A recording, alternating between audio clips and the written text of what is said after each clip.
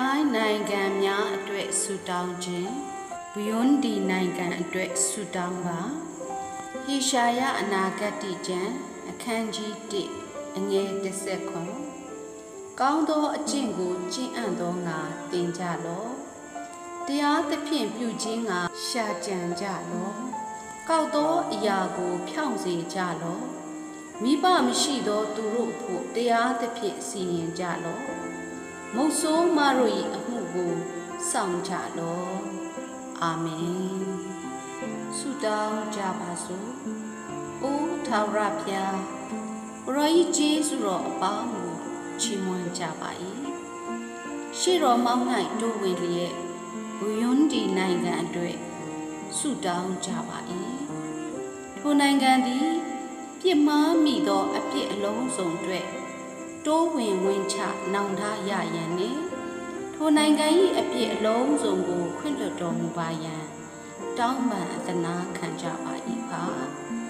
နိုင်ငံသားများသည်ကောင်းသောအကျင့်၌ပွေ့လျော်သောသူဇာတိစိတ်များကိုညှင်းပယ်သူများဖြစ်ကြရန်ပြုပြင်ပုံသွင်းပေးပါရန်ကျွန်ုပ်တို့ဆုတောင်းကြပါ၏ပါနိုင်ငံကောင်းဆောင်များသည်တမန်တရားကိုသိပြီးတရားမျှတမှုရှိရန်တိုင်းပြည်၌ဖြောင့်မတ်ခြင်းတရားမင်းအရှင်ယေရှုခရစ်တော်နေရာယူတော်မူပါမည်အကြောင်းကျွန်ုပ်တို့ဆုတောင်းပါ၏အသင်းတော်သည်အငယ်ဆုံးသောသူများကိုစောင့်ရှောက်ခြင်းဖြင့်ဖျားသခင်၏နှလုံးတော်အားရကျေနပ်မှုရှိစေရန်နှင့်အဖဖျား၏ဘုန်းတော်တာ၍ထင်ရှားစေရန်မဆလမ်းပြတော်မူပါသာသနာ၌ဆက်ကပါဝင်နေသောပရောဤသားသမီးမိသားစုအားလုံးတို့အပေါ်၌ဘုရားသခင်အလိုတော်ကိုဆောင်လျက်အမှုတော်၌ကြာရာဘုရားပေးတာဝန်ကို